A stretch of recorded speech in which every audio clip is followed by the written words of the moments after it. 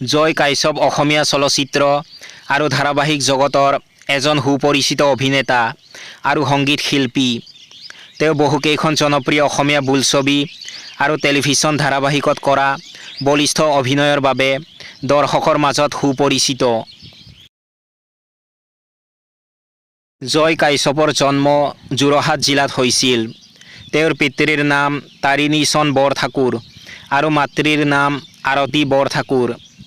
তেওঁৰ জন্ম তাৰিখ 22 ডিচেম্বৰ। তেওঁৰ ঘৰত মতা নাম টুপলু। জয় কাশ্যপ বিবাহিত আৰু তেওঁৰ এজনী কন্যা সন্তান আছে।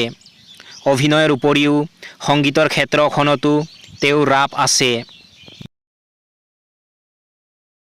তেওঁ জোনাকী সংঘ স্কুলৰ পৰা প্ৰাৰম্ভিক শিক্ষা গ্ৰহণ কৰিছিল। তেওঁ যোৰহাট চৰকাৰী বালক এইচএছৰ পৰা স্কুলীয়া শিক্ষা গ্ৰহণ কৰিছিল। তেওঁ JB কলেজৰ পৰা কলেজীয়া শিক্ষা গ্ৰহণ কৰিছিল। ছাত্ৰ অৱস্থাৰে পৰাই তেওঁৰ অভিনয় আৰু সংগীতৰ প্ৰতি তীব্ৰ ধাউতি আছিল। তেওঁ 2006 চনত ৰাজেশ ভূঞাৰ পৰিচালনাত নিৰ্মিত অঞ্জনা নামৰ চলচ্চিত্ৰখনৰ জৰিয়তে অভিনয় জীৱনৰ পাতনি মেলে। এই ছবিখনত তেওঁ কমল বৰুৱাৰ চৰিত্ৰত অভিনয় কৰিছিল। পৰৱৰ্তী সময়ত তেওঁ কেইবাখনো জনপ্ৰিয় ছবি আৰু ধাৰাবাহিকত অভিনয় কৰে।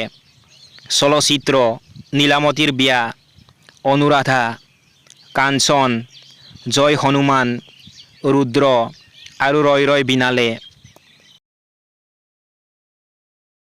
উল্লেখযোগ্য যে ৰয় ৰয় বিনালে ছবিখনত তেওঁ জুবিন গাৰ্গৰ সৈতে অভিনয় কৰিছে। ধাৰাবাহিক তেওঁৰ জনপ্ৰিয় ধাৰাবাহিকসমূহৰ ভিতৰত মৃত্যুঞ্জয় আৰু জীৱন আনপ্লাগড অন্যতম। ৰং চেনেলত সম্প্ৰচাৰিত কাঞ্চন ধাৰাবাহিকৰ অধীৰ চৰিত্ৰটোৰ বাবে তেওঁ অধিক জনপ্ৰিয়তা লাভ কৰে।